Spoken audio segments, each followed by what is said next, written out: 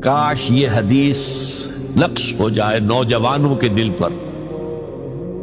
Carriers کی تلاش کرتے ہیں، ایم بی اے کر لیں، کمپیوٹر میں ایم ایس کر لیں، کیریئر بنے گا، تنخواہ اچھی ملے گی، وہ سارا کچھ اس دنیا کے لیے، عارضی دنیا کے لیے، عارضی زندگی کے لیے ہے اور کچھ بھی نہیں۔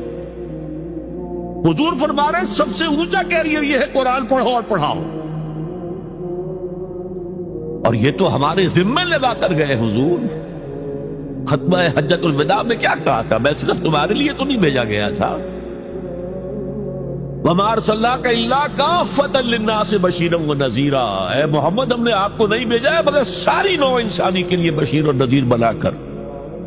تو حضور نے تو تبلیغ ابھی صرف اہل عرب تک کی تھی، رسول تو تھے وہ پوری نوع انسانی کی، وہ کون کرے گا؟